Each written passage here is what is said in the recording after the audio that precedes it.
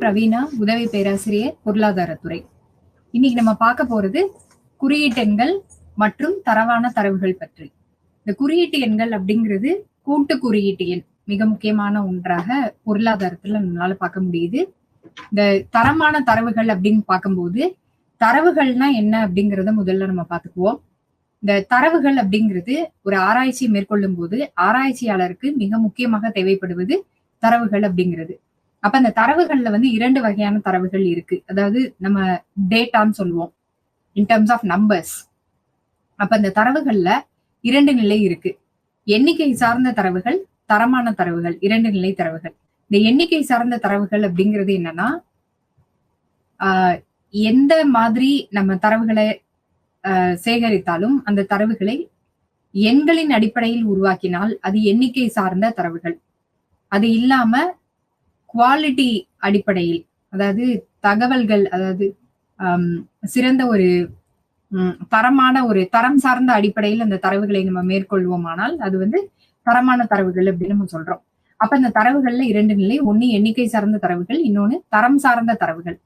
உதாரணத்திற்கு எண்ணிக்கை சார்ந்த தரவுகள் அப்படிங்கிறது ஒரு தனி நபரின் ஹைட் நம்ம பாக்குறோம், இல்ல எடை பாக்குறோம், உயரம் பாக்குறோம், இல்ல எடை பாக்குறோம், இல்ல அவருடைய வருமானம், செலவு, சேமிப்பு, இல்லைன்னா அவர் வாங்கிய மதிப்பெண்கள், அவருடைய வாழ்க்கை தரம், இப்படி அனைத்தும் எண்கள் மூலமாக ஒரு தகவல்களை தந்தால் அது தரமான தரவுகள், எண்ணிக்கை சார்ந்த தரவுகள் அப்படின்னு நம்ம சொல்றோம். இது ஒரு வகையான குறியீடு. அடுத்தது இந்த தரமான தரவுகள் அப்படின்னு நம்ம சொல்லும் போது இதுல எண்கள் சார்ந்து இல்லாம சில விஷயங்களை நம்ம கணக்கிட முடியும். அது நம்மளுடைய குவாலிட்டி அடிப்படையில் தரம் சார்ந்ததாக இருக்கும். அந்த தரம் சார்ந்தது அப்படிங்கிறது என்னன்னா, அந்த தரவுகள் அறிவு சார்ந்ததாக இருக்கலாம், அழகு சார்ந்ததாக இருக்கலாம், நம் வாழ்க்கை தரம் சார்ந்ததாக இருக்கலாம். உதாரணத்திற்கு ஒருவரின் வீடு எங்க இருக்கு அப்படின்னு, ஏரியா, பிளேஸ் ஆஃப் ரெசிடென்ஸ், அதாவது இருப்பிடம் எங்க இருக்கு அப்படின்னு நம்ம கேட்டோம்னா இரண்டு வகையான பதில்கள். ஒன்னு ரூரல், இன்னொன்னு அர்பன். இது ரெண்டுமே எண்கள் அடிப்படையில கிடையாது, தரம் சார்ந்த தரவுகள். அடுத்தது ஒருத்தவங்க நல்லா படிக்கிறாங்க அப்படின்னா இன்டெலிஜென்ட்னு சொல்றோம், டல்லுன்னு சொல்றோம், வீக்குன்னு சொல்றோம். அப்ப இது எல்லாமே தரம் சார்ந்த தரவுகள். இதை எண்கள் சார்ந்த தரவுகளாக நம்ம மாற்றி அமைத்து, உதாரணத்திற்கு நல்லா படிக்கிற பிள்ளைங்க அப்படின்னா நம்பர் 1, இன்டெலிஜென்ட்னா நம்பர் 1, டல்லுன்னு சொன்னா நம்பர் 2, வீக்குன்னு சொன்னா நம்பர் 3 அப்படிங்கிற மாதிரி அந்த தரவுகளை பிரித்து அமைத்து அதற்கு பிறகு நம்மளுடைய இந்த கால்குலேஷன்ஸ் அப்படிங்கறத நம்ம பண்ண முடியும். அப்ப இந்த தரவுகள் பார்க்கறதுக்கு முன்னாடி நம்ம இந்த காம்போசிட் இண்டெக்ஸ் அப்படிங்கிறது பாக்குறோம். அதாவது கூட்டு குறியீட்டு எண். இந்த குறியீட்டு எண் அப்படிங்கிறது பல வகையான எண்களை சார்ந்த ஒரு தனி எண்ணாக கருத்தில் கொள்ளப்படுகிறது. அதாவது நம்ம நாட்டுல பல வகையான மாறிகள் உள்ளன. இந்த வேரியபிள் நம்ம சொல்றது பல வகையாக உள்ளன. அந்த பல வகையான வேரியபிள், அந்த வேரியபிளுடைய தனி எண்களாக நம்ம ஒரு இதை பாக்குறோம் அப்படின்னு சொன்னா அந்த குறியீட்டு எண் அப்படின்னு நம்ம சொல்ல முடியும். பொதுவாக அரசாங்கமாக இருந்தாலும் சரி, தனிநபராக இருந்தாலும் சரி, இந்த குறியீட்டு எண் அப்படிங்கிறது ஒரு ஒரு வாழ்க்கை அமைப்பின் குறியீடாக பார்க்கப்படுகிறது. அப்படி இல்லை அப்படின்னா ஒரு கூட்டு பொருளாதாரத்தின் இல்ல பொது பொருளாதாரத்தின் ஒரு குறியீடாக இது கணக்கிடப்படுகிறது. ஒரு நாட்டிற்காகவும் இதை பார்க்க முடியும். ஒரு தனிநபர் ஒரு வீட்டிற்கான ஒரு சூழ்நிலை இது நம்ம பாக்குறோம் அப்படின்னு சொன்னா ஒரு தனிநபரின் வாழ்க்கை தரம் எப்படி இருக்கு அப்படிங்கிறத இதுல நம்ம பார்க்க முடியும் இந்த குறியீட்டு எண் மூலமாக.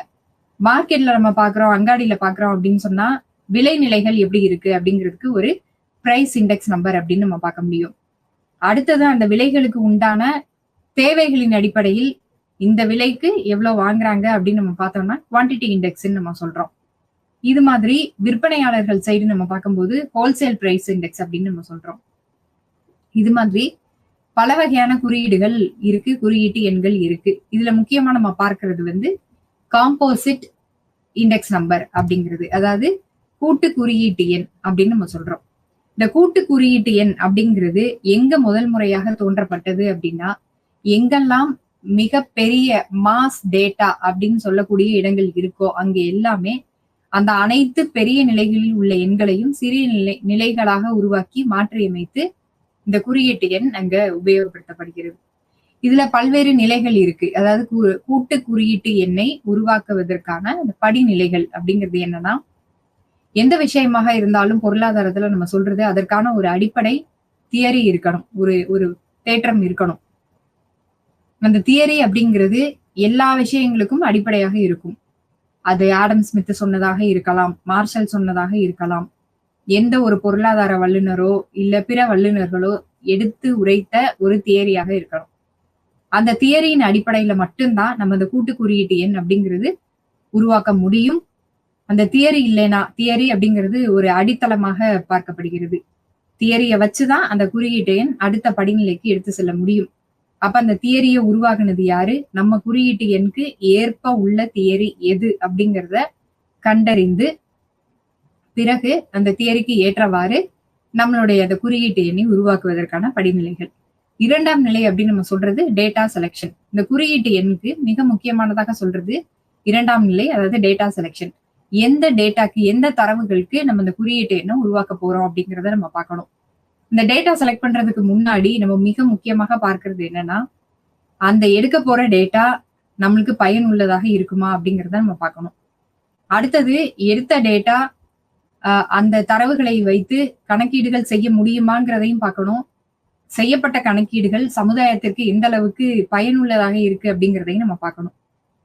அடுத்தது அந்த டேட்டா நம்ம தரவுகள், எடுக்கப்பட்ட தரவுகள் கணக்கீடுகளுக்கு உள்ளடக்கியதாக இருக்குதா அப்படிங்கிறத நம்ம ஃபர்ஸ்ட் செக் பண்ணணும். இதுல அந்த யூனிட்ஸ் ஆஃப் மெஷர்மெண்ட் அப்படிங்கிறது நம்ம சொல்லுவோம். அதாவது பல்வேறு அந்த தரவுகளை வந்து பல்வேறு விதமான ஒரு யூனிட்ஸ் ஆஃப் மெஷர்மெண்ட்ல இருக்கும். உதாரணத்திற்கு நம்ம திடப்பொருட்கள் சாலிடா என்ன நம்ம வாங்கினாலும் அது மாதிரி இங்க குறியீட்டு எண் பயன்படுத்துவதற்கு, கணக்கிடுவதற்கு முன்பாக பலவிதமான அந்த படிநிலைகள் இருக்கு அந்த தரவுகள்ல. அந்த தரவுகளுடைய அனைத்து படிநிலைகளையும் ஒன்றாக மாற்றியமைக்க வேண்டும். யூனிட்ஸ் ஆஃப் மெஷர்மெண்ட்ங்கிறது ஒரு சென்டிமீட்டர்ல இருக்கலாம், இன்னொரு இன்ச்சஸ்ல இருக்கலாம், இல்லாட்டி கிலோகிராம்ல இருக்கலாம், லிட்டர்ல இருக்கலாம். எதுவாக இருந்தாலும் அனைத்தையும் ஒன்று சேர்த்து ஒரே யூனிட்ஸ் ஆஃப் மெஷர்மெண்டாக, சிங்கிள் யூனிட் ஆஃப் மெஷர்மெண்ட் நம்ம சொல்லுவோம். அதாவது சராசரி அளவு முறைகள் அப்படிங்கிறதுக்கு அனைத்தையும் ஒன்றாக மாற்றி அமைத்து அதுக்கப்புறமா தான் நம்ம இத குறியீடுகளை கணக்கு இட முடியும். 3வதாக மிஸ்ஸிங் வேல்யூஸ்ன்னு சொல்லுவோம். அதாவது சேர்க்கப்படாத எண்கள், விடுபட்ட எண்கள், தவறிய எண்கள் அப்படின்னு நம்ம சொல்லுவோம். குறியீட்டு எண்கள்ல கணக்கிடுவதற்கு முன்பாக நம்மளுக்கு இந்த எண்கள் அனைத்தும் இருக்குதா அப்படிங்கிறத ஒரு இது நம்ம செக் பண்ணணும்.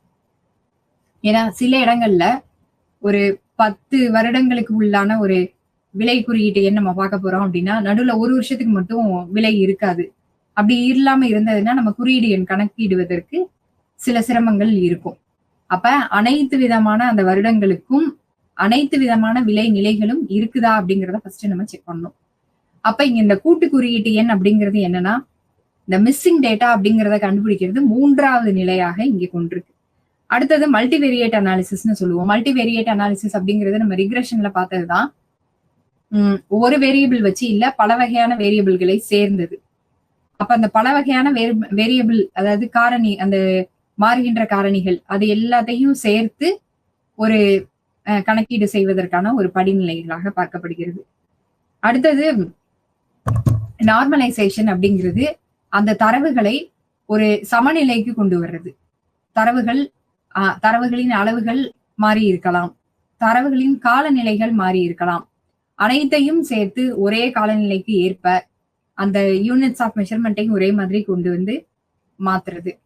அடுத்தது வெயிட்டிங் அண்ட் அக்ரிகேஷன் அப்படின்னு நம்ம சொல்லுவோம். வெயிட்டிங் அப்படிங்கிறது எடையை சார்ந்தது. முன்னாடி நம்ம சொன்ன மாதிரி தான் யூனிட்ஸ் ஆஃப் மெஷர்மெண்ட் தான். ஒவ்வொரு வகையான அந்த பொருட்களுக்கும் உண்டான மெஷர்மெண்ட் மாறி இருக்குதுன்னா அனைத்தையும் ஒரு நிலைக்கு மாற்றி அமைத்து கணக்கிடுவதற்கு வசதியாக அதை மாற்றிக்கொள்ள வேண்டும். அடுத்த படிநிலைகளாக நம்ம பார்க்கிறது அன்சர்டனிட்டி அண்ட் சென்சிட்டிவிட்டி அப்படின்னு சொல்லுவோம். அன்சர்டனிட்டி அப்படிங்கிறது என்னன்னா, எதிர்காலம் எப்போதுமே நிர்ணயிக்க முடியாது.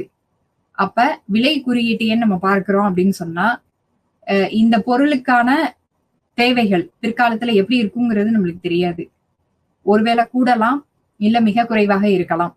அப்படி இருக்கும் பட்சத்தில் கூடினால் குறியீட்டு எண் எப்படி இருக்கும், குறைந்தால் குறியீட்டு எண் எப்படி இருக்கும் அப்படிங்கிற 2 நிலை கணக்கீடுகளையும் நம்ம இங்க பார்க்கணும்.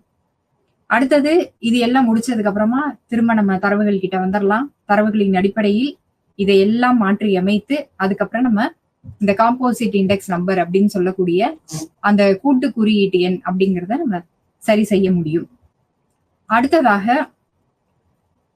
இதை நம்ம பார்த்து முடிச்சதுக்கு அப்புறம் இதனோடு சார்ந்த குறியீடுகள் பல இருக்கும். விலை குறியீட்டு எண் நம்ம பார்க்கிறோம் அப்படின்னு சொன்னா இந்த குவான்டிட்டி அதை சார்ந்ததுதான். ஏன்னா விலை மாறுதுன்னா நம்ம தேவை விதியில நம்ம பார்த்திருக்கோம். விலை மாறுதுன்னு சொன்னா தேவைகள் மாறும். விலை குறைந்தால் தேவைகள் அதிகரிக்கும், விலை அதிகரித்தால் தேவைகள் குறையும். இதை நம்ம பார்த்திருக்கோம் தேவை விதியில. அப்ப இதன் அடிப்படையில் நம்ம இந்த தரவுகளை எப்படி அமைக்கலாம் அப்படிங்கிறத பார்க்கணும். அப்ப இந்த லிங்க் டு அதர் இண்டிகேட்டர்ஸ் அப்படிங்கிறது இதை சார்ந்த இந்த விலை குறியீட்டு எண்ணை சார்ந்த சில வகையான குறியீடுகள் என்ன அப்படிங்கிறதோடைய அனைத்து விதமான அந்த இணைப்பு கருவிகளையும் இதுல கொண்டு வரணும். இது எல்லாம் நம்ம பண்ணி முடிச்சாலே அடுத்தது இந்த குறியீட்டு எண் உருவாக்குவதற்கான அந்த படிநிலைகள் அப்படிங்கிறது நம்மளுக்கு கிடைச்சிடும். அடுத்தது இந்த விடுபட்ட மதிப்புகள். அடுத்தது வெளிப்புறங்களை கையாள்வது அப்படிங்கிறது என்னன்னா, விடுபட்ட எண்கள் அப்படிங்கிறது மிக மிக முக்கியமாக பார்க்கப்படுகிறது. அதாவது விடுபட்ட எண்கள் இருந்ததுன்னா எந்த சூழ்நிலையிலும் அந்த விடுபட்ட எண்ணை நம்ம சரி பண்ணிடவே முடியாது. ஏன்னா விடுபட்ட எண்கள் கால சூழ்நிலைக்கு ஏற்ப, வருடங்களுக்கு ஏற்ப அது மாறி இருக்கும். உதாரணத்திற்கு 1980கள்ல இருந்து நம்ம விடுபட்ட எண்களை கணக்கிடுறோம். அதாவது மொத்த மதிப்புகளை தரவுகளை எடுத்துக்கிறோம் அப்படின்னு சொன்னா 90கள்ல ஒரு மதிப்பு இல்ல, 2000 அந்த வருஷத்துலயும் மதிப்பு இல்ல, 2005லயும் மதிப்பு இல்லைன்னு சொன்னா அந்த மதிப்புகளை நம்ம கணிக்க முடியாது. இப்படிதான் இருந்திருக்கும் அப்படிங்கறத நம்ம பண்ண முடியாது. நம்மளுக்கு எப்பவுமே இந்த குறியீட்டு எண்கள் பார்க்கும்போது எந்த வகையான கணக்கீடுகள் நம்ம செஞ்சாலும் அந்த கணக்கீடுகள்ல மிக முக்கியமாக நம்ம சொல்றது மிஸ்ஸிங் வேல்யூ இருக்கக்கூடாது. அதாவது விடுபட்ட மதிப்புகள் இருக்கக்கூடாது. அப்படி இருந்ததுன்னா அங்க குறியீட்டு எண் கையாள்வது மிக மிக கடினம்.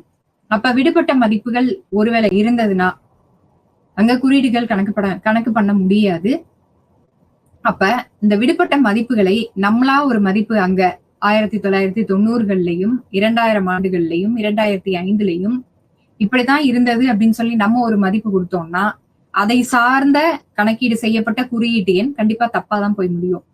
அதனால எந்த விலையாக இருந்தாலும், எந்த அதற்கு தொடர்புடைய எந்த ஒரு எண்களாக இருந்தாலும் மிக சரியானதாக துல்லியமானதாக கண்டிப்பாக இருக்க வேண்டும். அப்படி துல்லியம் இல்லாத ஒரு மதிப்புகளின் அடிப்படையில் குறியீட்டு எண் கணக்கிட்டால் அந்த குறியீட்டு எண்கள் மிக தவறான ஒரு ரிசல்ட்டை தான் நம்மளுக்கு கொடுக்கும். அடுத்தது கூட்டு குறியீட்டு எண் உருவாக்குவதற்கான முறைகள் அப்படின்னு நம்ம பார்த்தோம்னா அதாவது கணக்கு முறைகள் மிக அதிகமாகவே இருக்கு. அதுல இந்த price index number, quantity index number, அதுல நம்ம பார்க்கும்போது Laspeyres method, Paasche method, Fisher method அப்படின்னு ஒரு முறைகளும் நிறைய இருக்கு. அது எல்லாமே கணக்கீடுகள்ல நம்மளுக்கு வர்றதுதான். அடுத்தது இந்த குறியீடுகள் அப்படின்னு நம்ம சொல்லும் போது இந்த கூட்டு குறியீட்டு எண் அதுக்கு மிக மிக முக்கியமாக ஒரு நாட்டினுடைய வளர்ச்சி எப்படி இருக்கு அப்படின்னு நம்ம பார்க்கணும்னா அதற்கான சில குறியீடுகள் இருக்கு. அந்த குறியீடுகளை பார்த்தாலே அந்த நாட்டினுடைய வளர்ச்சி எப்படி இருக்கு அப்படிங்கறத நம்மளால சொல்ல முடியும். இதை ஒரு சிறிய அளவுல நம்ம பார்த்தோம்னா ஒரு தனி நபர்கிட்ட நம்ம பார்த்தோம்னா இப்ப நம்ம நாட்டினுடைய மிக முக்கியமாக பிரச்சனையாக பார்க்கப்படுவது அதாவது ஃபீச்சர்ஸ் ஆஃப் இந்தியன் எக்கானமி நம்ம சொல்லும் போது மிக மிக முக்கியமான பல பிரச்சனைகள் இருக்கு. இந்த பல பிரச்சனைகள்ல மிக முக்கியமான பிரச்சனையாக பார்க்கப்படுவது வறுமை. அதுதான் ஃபீச்சர்ஸ் ஆஃப் இந்தியன் எக்கானமி அப்படிங்கிறதுல முதல் ஒரு குறையாகவே இருக்கு, இயல்பாகவே இருக்கு. இது இன்னைக்குன்னு இல்லை, நம்மளுக்கு இன்னும் பல ஆண்டுகளுக்கு முன்னதாக இருந்தே நம்மளுடைய அந்த ஒரு இயல்பு இந்தியன் எக்கானமி அப்படின்னா இந்திய பொருளாதாரம் அப்படின்னா அதுல இருக்கிற பிரச்சனைகள் அப்படின்னு நம்ம பார்த்தோம்னா பல ஆண்டுகளாக அந்த வறுமை அப்படிங்கிறது முதல் இடத்துல இருக்கு. இதற்கு என்ன காரணமாக இருக்கலாம்? மிக முக்கியமான காரணம் அப்படின்னு நம்ம பார்த்தோம்னா மக்கள் தொகை பெருக்கம், அதிகமான மக்கள் தொகை, அதற்கு ஏற்ப வளங்கள் இருந்தாலும் அந்த வளங்களை சரியான முறையில் மக்களுக்கு கொண்டு போய் சேர்க்க முடியவில்லை. இதுவும் இதனை சார்ந்து வேலையின்மை திண்டாட்டம். வேலை இல்லை அப்படின்னா அவங்களுக்கு வருமானம் கிடையாது. வருமானம் இல்லைன்னா அந்த வீட்டின் வாழ்க்கை தரம் அப்படிங்கிறது மிக கீழாக போய்விடும். அப்ப இது அனைத்தும் சேர்ந்தது இறுதியாக கொண்டு போய் முடிக்கிறது எங்க அப்படின்னா வறுமையில. அப்ப வறுமை அப்படிங்கிறது நம்ம இந்திய பொருளாதாரத்தின் முதல் பிரச்சனையாக நம்ம பார்க்கிறோம். அப்ப இந்த வறுமையில யாரு இருக்காங்க யாரு இல்ல அப்படிங்கிறது 2 பாவர்ட்டி. வறுமை அப்படிங்கிறத பாவர்ட்டின்னு நம்ம சொல்றோம். அந்த பாவர்ட்டியில 2 வகை. ஒன்னு ரிலேட்டிவ் பாவர்ட்டி, இன்னொன்னு அப்சல்யூட் பாவர்ட்டி. அதாவது யார பார்த்தோன்னே இவங்க வறுமையில தான் இருக்காங்க அப்படின்னு நம்ம சொல்றோம்னா அது அப்சல்யூட் பாவர்ட்டி அப்படின்னு நம்ம சொல்லுவோம். பார்க்கும்போது அவங்கள நல்லா தெரியல, ஆனா அவங்களோட வாழ்க்கை தரத்தை அலசி ஆராய்ந்து பார்க்கும்போது அவங்க வறுமையில தான் இருக்காங்க அப்படின்னு நம்ம சொன்னோம்னா அது ரிலேட்டிவ் பாவர்ட்டி அப்படின்னு நம்ம சொல்றோம். அப்ப இங்க இந்த பாவர்ட்டி அப்படிங்கிறது தனி நபரை பார்த்தோன்னு சொல்றதும், அவங்களோட வாழ்க்கை முறையை கணக்கீடு செஞ்சு அதுக்கப்புறம் நம்ம சொல்றதும் ஒரு குறியீடாக பார்க்கப்படுகிறது. இல்ல மிக மோசமான ஒரு வாழ்க்கை தரம்ல இருக்கா அப்படிங்கிறது நம்ம சொல்ல முடியும். அப்ப இங்க குறியீடுங்கிறது தனிநபருக்கும் பார்க்கலாம், ஒரு நாட்டிற்காகவும் பார்க்கலாம். நம்ம இங்க பார்க்க போறது ஒரு நாட்டின் குறியீடு. அதாவது இந்த கூட்டு குறியீட்டு எண்கள் அப்படிங்கிறதுல ஒரு நாட்டின் குறியீடு அப்படின்னு நம்ம பார்க்கும்போது ஃபர்ஸ்ட் ஒரு நாடு நல்லா இருக்கு அப்படின்னு நம்ம சொல்றோம்னா அதுல அவங்க பாக்குறது PQLI அப்படின்னு சொல்லக்கூடிய பிசிக்கல் குவாலிட்டி லைஃப் இண்டெக்ஸ் அப்படின்னு சொல்லுவோம். மனித வள மேம்பாடு குறியீடு, இல்லைன்னா மனித வள வளர்ச்சி குறியீடு அப்படின்னு நம்ம சொல்றோம். அதாவது எந்த நாடாக இருந்தாலும் இந்தியாவை போன்ற வளர்கின்ற நாடாக இருக்கும் பட்சத்தில் நம்ம நாட்டுல மனித வளம் மிக அதிகமாக இருக்கிறது. பிரச்சனை என்னன்னா தொழில்நுட்ப அறிவை பெற்று இருக்கு அப்படிங்கிறத கண்டறிந்து அவர்களுக்கான வேலையை தருவதற்கான ஒரு சூழ்நிலை நம்ம கிட்ட இல்ல. அப்ப அந்த தனிநபர்கள் வாழ்க்கை பிரச்சனை, வாழ்க்கை தரம் அப்படிங்கிறது மிக மோசமாக இருக்கு. அதற்கான ஒரு மனித வளர்ச்சியை மேம்படுத்தக்கூடிய திட்டங்கள் நம்ம அரசாங்கத்துக்கிட்ட இருந்தாலும் சரியான முறையில் அது செயல்படுகிறதா, போய் சேர்கிறதா அப்படிங்கிறது நம்மளுக்கு தெரியல. அப்ப இந்த பிசிக்கல் குவாலிட்டி லைஃப் இண்டெக்ஸ் அப்படிங்கிறது இதற்கு கீழாக மனித வளர்ச்சி குறியீடு அப்படிங்கிறதுக்கு கீழாக 3 விஷயங்கள் நம்ம சொல்றோம். அதாவது ஒரு குறியீடு அப்படின்னு நம்ம சொன்னோம்னா அந்த குறியீடு இப்படி சிறப்பானதாக இருக்கணும் அப்படின்னு நம்ம சொல்லும் போது அதற்காக சில இண்டிகேட்டர்ஸ் அப்படிங்கிறது நம்ம பாக்குறோம். இண்டிகேட்டர்ஸ் அப்படிங்கிறது என்னன்னா, எடுத்துக்காட்டிற்கு நம்ம இப்ப 2 வீலர்ல பைக்ல போயிட்டு இருக்கோம்னா ரைட் சைடு போயிட்டு இருக்கும்போது லெஃப்ட் சைடு போயிட்டு இருக்கும்போது நம்ம ரைட் திரும்ப போறோம் அப்படின்னு சொன்னா நம்ம இண்டிகேட்டர் போடுறோம்ல.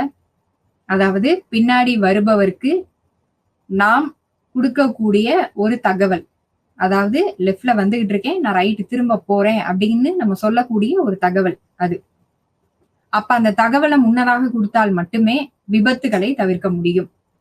அதே மாதிரி இங்க மனித வளர்ச்சி குறியீடு அப்படிங்கிறதுல நம்ம என்ன பண்ண போறோம் அப்படிங்கிற அந்த விஷயத்த முன்கூட்டியே கண்டறிந்து பின்னாளில் வரக்கூடிய மிகப்பெரிய பிரச்சனைகளில், அதாவது நாடு சார்ந்த அந்த பிரச்சனைகளை தவிர்க்க முடியும்.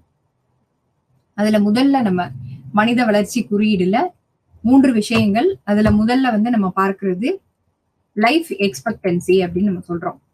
லைஃப் எக்ஸ்பெக்டன்சி ரேட், அதாவது LEI, ஒரு மனிதன் எவ்வளவு ஆண்டுகள் உயிர் வாழ்கிறான் அப்படிங்கிறது தான் லைஃப் எக்ஸ்பெக்டன்சி ரேட் அப்படின்னு நம்ம சொல்றோம்.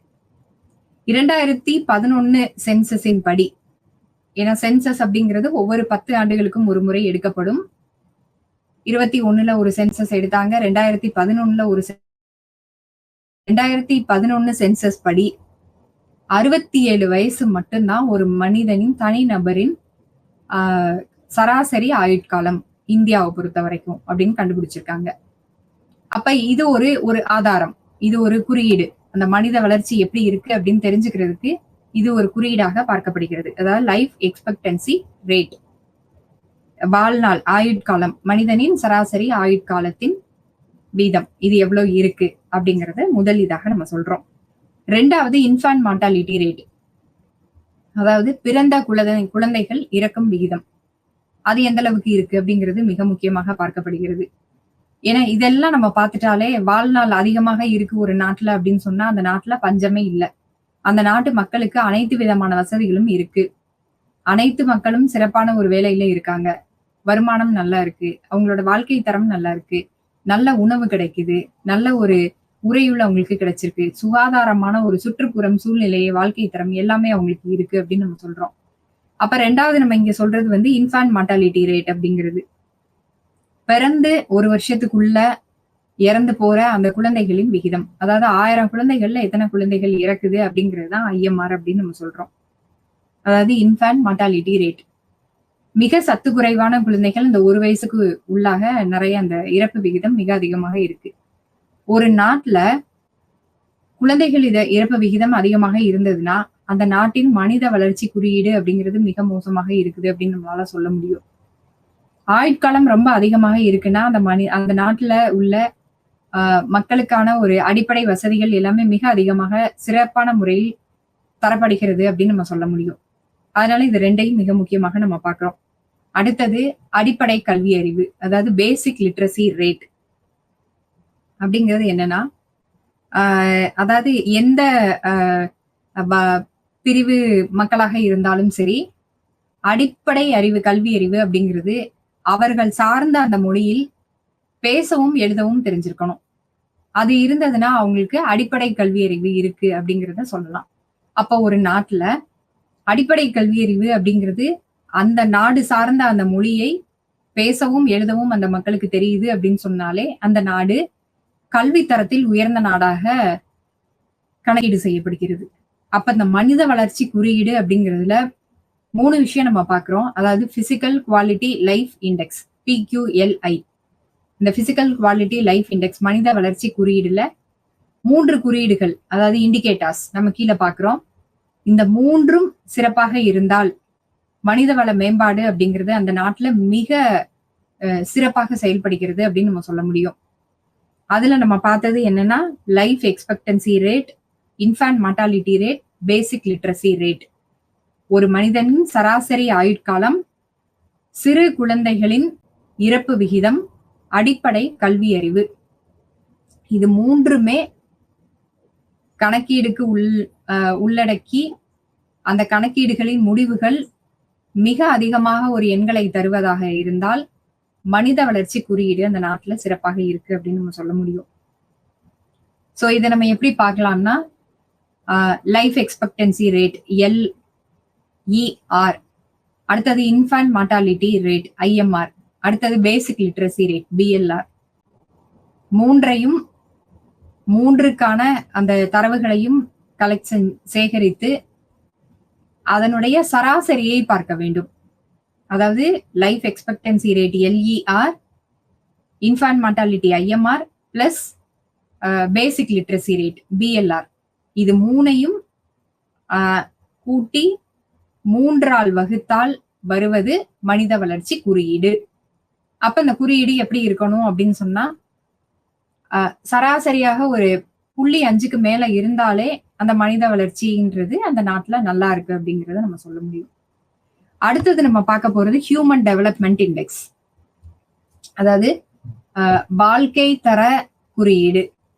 மனிதம் சார்ந்த நம்ம மேன் பவர்னு சொல்லக்கூடிய வாழ்க்கை தரம், நம்மளுடைய மனித வள மேம்பாட்டு குறியீடு அப்படின்னு நம்ம சொல்றோம். உடல் தர வாழ்க்கை குறியீடு அப்படின்னு நம்ம சொல்ல முடியும். இந்த ஹியூமன் டெவலப்மெண்ட் இண்டெக்ஸ் அப்படிங்கிறதுலையும், அதாவது health, education, standard of living நம்ம இங்க பார்ப்போம். மேல இருக்கிறதுல லைஃப் எக்ஸ்பெக்டன்சி ரேட், அடுத்தது இன்ஃபேன்ட் மார்டாலிட்டி ரேட், அடுத்தது பேசிக் லிட்ரஸி ரேட், அது 3 நம்ம பார்த்தோம். வாழ்க்கை உடல் தர அந்த வாழ்க்கை குறியீடு, மனிதவள வாழ்க்கை குறியீடு, அதாவது ஹியூமன் டெவலப்மெண்ட் இண்டெக்ஸ் அப்படிங்கிறதுல நம்ம பார்க்க போறது health, education, standard of living. இது 3மே முக்கியம். மேலையும் அதே தான் நம்ம பார்த்தோம். ஆனா சிறு மாற்றங்கள் செஞ்சு உடல் தர அந்த வாழ்க்கை குறியீடு, மனிதவள மேம்பாட்டு குறியீடுல இதை நம்மளுக்கு சொல்லியிருக்காங்க. இந்த ஹெல்த் அப்படிங்கிறது என்னன்னா, இதுவும் அங்க நம்ம பார்த்த மாதிரி லைஃப் எக்ஸ்பெக்டன்சி ரேட், அதாவது பிறக்கும் போதே ஒரு சராசரி ஆயுட்காலம் ஒரு மனிதனுக்கு எவ்வளவு அப்படிங்கிறத கணக்கீடு செய்வாங்க. அடுத்தது எஜுகேஷன் அப்படிங்கிறது நம்ம முன்னாடி உள்ள குறியீடுல நம்ம சொன்னது அவர் சார்ந்த அந்த மொழியை எழுதவும் பேசவும் தெரிஞ்சிருக்கணும் அப்படின்னு நம்ம சொன்னோம். இங்க அவங்க எத்தனை வருஷம் ஸ்கூலுக்கு போயிருக்காங்க அப்படிங்கிறத கணக்கில் கொண்டு இந்த எஜுகேஷன் அப்படிங்கிறத நம்மளால கணக்கு பண்ண முடியும். இப்ப எக்ஸ்பெக்டட் இயர்ஸ் ஆஃப் ஸ்கூலிங்னு ஒண்ணு இருக்கு. எதிர்பார்க்கப்படுகிறது இத்தனை வருஷம் ஸ்கூலுக்கு போனா இது கரெக்டா இருக்கும். அதாவது கல்வி அறிவு 18 இருந்ததுன்னா, மேக்சிமம் 18 இருந்ததுன்னா சிறப்பாக இருக்கும். மினிமம் இயர்ஸ் ஆஃப் ஸ்கூலிங் அப்படிங்கிறது, ஸ்கூல் கல்வி அப்படிங்கிறது 15 வருடங்களாக இருந்ததுன்னா அது மிக சிறப்பானதாக இருக்கும் அப்படின்னு நம்ம சொல்றோம். அடுத்தது ஸ்டாண்டர்ட் ஆஃப் லிவிங் அப்படின்னு நம்ம பார்க்கும்போது ஜிடிபி பெர் கேபிட்டா அப்படின்னு நம்ம சொல்லுவோம். அதாவது நம்மளுடைய தனிநபர் வருமானம் ஜிடிபிக்கும் தேசிய வருமானத்திற்கும் நம்மளுடைய பங்களிப்பு எவ்வளவு அப்படிங்கறத நம்ம பார்க்கக்கூடியது. அப்ப இந்த மனிதவள மேம்பாட்டு குறியீடு அப்படிங்கிறது ஹியூமன் டெவலப்மெண்ட் இண்டெக்ஸ் அப்படிங்கிறதுல health, education, standard of living இது மூணுமே பாக்குறோம். ஹெல்த் கீழே நம்ம பாக்குறது லைஃப் எக்ஸ்பெக்டன்சி ரேட், அதாவது ஒரு மனிதனின் சராசரி ஆயுட்காலம் எவ்வளவுங்கிறத பாக்குறோம். எஜுகேஷன் அப்படிங்கிறதுல எத்தனை வருடங்கள் அவர் கல்விக்கு கல்வி நிலையங்களுக்கு செல்ல முடியும், எத்தனை வருடங்கள் சென்று இருக்கிறார் அப்படிங்கிறத நம்ம பாக்குறோம். ஸ்டாண்டர்ட் ஆஃப் லிவிங் அப்படிங்கிறது வாழ்க்கை தரம், அதாவது ஒரு தனி நபரின் வருமானம் சமுதாயத்திற்கு, நாட்டிற்கு, நாட்டு வருமானத்திற்கு எந்த அளவுக்கு பங்களிக்குது அப்படிங்கிறதையும் நம்ம இங்க பார்க்க முடியுது. அடுத்தது ஜிடிஐ, அதாவது பாலின வளர்ச்சி குறியீடு, ஜெண்டர் டெவலப்மெண்ட் இண்டெக்ஸ் அப்படின்னு நம்ம சொல்றோம். இந்த ஜிடிஐ அப்படிங்கிறது என்னன்னா, ஃபர்ஸ்ட் இந்த ஜெண்டர் டெவலப்மெண்ட் இண்டெக்ஸ் அப்படிங்கிறதுல 3 அடிப்படை பரிமாணங்கள் இருக்கு. நம்ம முன்னாடி பார்த்த மாதிரி லைஃப் எக்ஸ்பெக்டன்சி ரேட்டுன்னு சொன்னோம், அடுத்தது இன்ஃபேன்ட் மார்டாலிட்டி ரேட்டுன்னு சொன்னோம், அடுத்தது பேசிக் லிட்ரஸி ரேட்டுன்னு சொன்னோம். 2ஆம் நிலை குறியீடுக்கு health, education, standard of living, அதாவது உடல்நிலை, கல்வி மற்றும் வாழ்க்கை தரம் நம்ம சொன்னோம். அதே போல இந்த பாலின வளர்ச்சி குறியீடு அப்படிங்கிறதுல ஜெண்டர் டெவலப்மெண்ட் இண்டெக்ஸ் அப்படிங்கிறதுல நம்ம மிக முக்கியமாக பார்த்தது என்னன்னா ஹியூமன் டெவலப்மெண்ட், அதாவது ஹெல்த் நம்மளுடைய ஆரோக்கியம் எந்த நிலையில இருக்கு அப்படின்னு பாக்குறது. பெண்களை மட்டும் பார்க்காமல் பெண்கள், ஆண்கள் சேர்ந்து ஆரோக்கியம் எப்படி இருக்கு, ஒரு நாட்டின் ஆரோக்கியம் எப்படி இருக்கு அப்படிங்கறத நம்ம கணக்கீடு செய்ய முடியும். அடுத்தது அவங்களுடைய லைஃப் எக்ஸ்பெக்டன்சி, இதுதான் 2 பாலினங்களுக்கும் சேர்த்து அவங்களுடைய கல்வி அறிவு எப்படி இருக்கு. அடுத்தது பெண்கள் அதிகமாக படிச்சிருக்காங்களா, ஆண்கள் அதிகமாக படிச்சிருக்காங்களா. அடுத்தது மீன் இயர்ஸ் ஆஃப் ஸ்கூலிங் அப்படின்னு நம்ம சொல்லுவோம். சராசரி கல்வி அறிவு, பள்ளி கல்வி அறிவு அப்படிங்கிறது இருக்கா. அடுத்தது 3ஆவதாக பார்க்கக்கூடியது அந்த ஆண் பெண் வருமானம், அந்த நாட்டில் அவங்களுடைய வருமானம். அப்ப நம்ம மேலே சொல்லப்பட்ட அதே குறியீடுகள் தான் இங்கேயும் நம்ம பாக்குறோம். மேல நம்ம பார்க்கும்போது மொத்தமா அனைத்தையும் சார்ந்து நம்ம பார்த்தோம். இங்க நம்ம பார்க்கும்போது ஆண்கள் பெண்கள் வாரியாக நம்ம பார்க்கிறோம். அப்ப இந்த health, education, standard of living அப்படிங்கிறது ஒரு நாட்டுல ஹெல்த்ங்கிறது எல்லாரும் நல்லா இருக்காங்களா, எஜுகேஷன்ன்றது அனைவருக்கும் கல்வி அறிவு இருக்கா, வாழ்க்கை தரம் அப்படிங்கிறது சிறப்பான முறையில் அவர்களுடைய வாழ்க்கை சூழ்நிலை இருக்கா அப்படிங்கிறத மொத்தமாக நம்ம பார்த்தோம். பாலின வளர்ச்சி குறியீடு அப்படின்னு வரும்போது ஆண்களுக்கு எப்படி இருக்கு, பெண்களுக்கு எப்படி இருக்கு, அதாவது ஆண்களின் வருமானம் எப்படி இருக்கு, ஆண்களின் ஆரோக்கியம் எப்படி இருக்கு, ஆண்களின் வளர்ச்சி எப்படி இருக்கு, அவங்களுடைய ஆயுட்காலம் எப்படி இருக்கு. முன்னாடி நம்ம சொன்னது பொதுவான ஆயுட்காலம் நம்ம பார்த்தோம். இங்க நம்ம பாக்குறது ஆண்களின் ஆயுட்காலம் எவ்வளவு, பெண்களின் ஆயுட்காலம் எவ்வளவு அப்படின்னு அனைத்து வகையான அந்த குறியீடுகளையும் தனித்தனியாக நம்ம பார்க்கிறோம். அந்த பால் இனங்கள் அடிப்படையில நம்ம இதை தனித்தனியா நம்ம பார்க்கிறோம். இதுல நம்ம அடுத்ததாக நம்ம பார்க்கிறது இந்த கூட்டு குறியீட்டு எண்ணின் நன்மைகள் மற்றும் தீமைகள் அப்படின்னு நம்ம பார்க்க முடியும். நன்மைகள் அப்படின்னு நம்ம பார்த்தோம்னா குறியீட்டு எண்கள் அப்படிங்கிறது எப்பவுமே சிறப்பான ஒரு கணிப்புகளை நம்ம உருவாக்குவதற்கான ஒரு மிக முக்கியமான ஒரு காரணியாக செயல்படுகிறது. ஏன்னா குறியீட்டு எண்கள் அப்படின்னு ஒரு தனிப்பட்ட ஒரு தனி நபருடைய ஒரு வருமானத்தையோ ஒரு நபரின் கடையை சார்ந்த அந்த விலை நிலைகளையோ நம்ம இங்க எடுக்கல.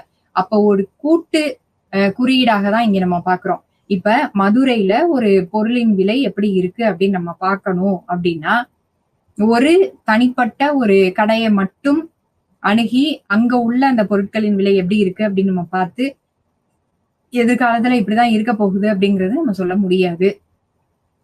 அப்ப பல்வேறு கடைகளின் அந்த விலைகள் எப்படி இருக்கு, அதாவது பெரிய கடைகளாக இருந்தாலும் சரி, நடுநிலைகளில் இருக்கும் கடைகளாக இருந்தாலும் சரி, 3ஆவதாக இருக்கும் அந்த ஒரு கடைநிலை கடைகளாக இருந்தாலும் சரி, எதுவாக இருந்தாலும் அனைத்து விலைநிலைகளையும் சேர்த்து யூனிட்ஸ் ஆஃப் மெஷர்மெண்ட் அப்படிங்கறத சராசரியா ஒன்றாக கொண்டு வந்து அதுக்கப்புறமா நம்மளுடைய அந்த கூட்டு குறியீட்டு எண் அப்படிங்கிறத நம்ம கொண்டு செல்ல முடியும். அப்ப இந்த குறியீட்டு எண் அப்படிங்கிறது இப்ப 2023ல நம்ம இருக்கோம். 2025க்கு எப்படி இருக்க போகுது விளைநிலைகள் அப்படின்றது நம்ம பார்க்கணும்னா, பல ஆண்டுகளுடைய விலைகள நம்ம கையில வச்சிருக்கணும். அப்ப அந்த பல ஆண்டுகள்லயும் மிஸ்ஸிங் டேட்டா அப்படிங்கிறது இருக்கக்கூடாது. இருந்ததுன்னா நம்மளுடைய கணிப்புங்கிறது ரொம்ப ரொம்ப தவறாக போய் முடியும். அப்ப அந்த மிஸ்ஸிங் டேட்டா இருக்கக்கூடாது. அ பல ஆண்டுகளுக்கான அந்த விளைநிலைகள் அப்படிங்கிறது நம்மளுக்கு தெரியப்படுத்தணும். ஒரு 30 ஆண்டுகளுக்கு உண்டான ஒரு உள்ளடக்கியது அப்படிங்கிறது நம்மளால சொல்ல முடியும். இத வந்து மிகப்பெரிய நன்மையாக நம்ம சொல்லலாம். அடுத்தது தீமைகள் அப்படின்னு நம்ம பார்த்தோம்னா, எப்பவுமே 1 வருஷத்திற்கான அந்த ஒரு தரவுகளை நம்ம சேகரிப்பது, இல்ல ஒரே ஒரு காலநிலைக்கு நம்ம தரவுகளை சேகரிப்பது அப்படிங்கிறது ரொம்ப ஈஸியான விஷயம். இதே இது பல ஆண்டுகளுக்கு அந்த தரவுகள நம்ம சேகரிக்கணும் அப்படின்னா மிக கடினம். இதுல பொருட்செலவு மிக அதிகமாக இருக்கும். ஏன்னா 30 வருஷ தரவுகள், 40 வருட தரவுகள் அப்படிங்கிறது சேகரிக்கிறது சாதாரண விஷயம் இல்ல. பொருட்செலவு ஒரு சைடு இருந்தாலும், மனித வள அந்த இன்வால்வ்மென்ட் அப்படிங்கிறது ஈடுபாடுங்கிறது மிக அதிகமாக தேவைப்படும். ஏன்னா 40 ஆண்டு கால தரவுகள அவங்க சேகரிக்கும்போது, மிக அதிகமான அந்த ஃபீல்ட் இன்வெஸ்டிகேட்டர்ஸ் அப்படின்னு சொல்லக்கூடிய களப்பணியாளர்களை நிர்ணயம் செய்வது நெறைய நம்ம பண்ணணும். அப்ப அப்படி பண்ணும்போது அவங்களுக்கு உண்டான அந்த சேலரி என்னங்கிறது நம்ம குடுக்கணும். இது எல்லாமே குடுத்து வரும்போது நம்மளுடைய குறியீட்டு எண்ணின் அந்த விலை அப்படிங்கிறது, அதை சேகரிப்பதற்கான விலை அப்படிங்கிறது மிக அதிகமாக இருக்கும்.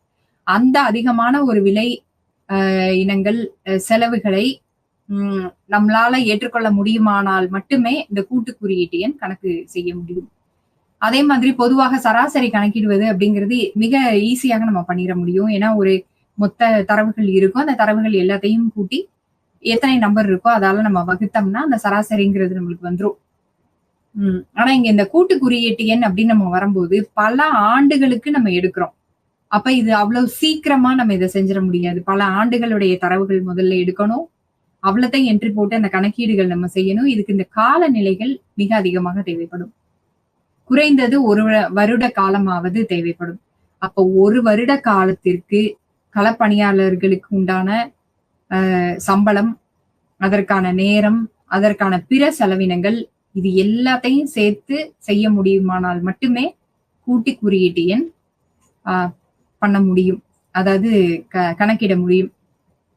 அப்ப எந்த ஒரு ஆராய்ச்சியாளர்னால நேரம் செலவிட முடியும், அதிகமான பொருட்செலவுகளை ஏற்றுக்கொள்ள முடியும், காலம் மிக அதிகமாக தேவைப்படும்.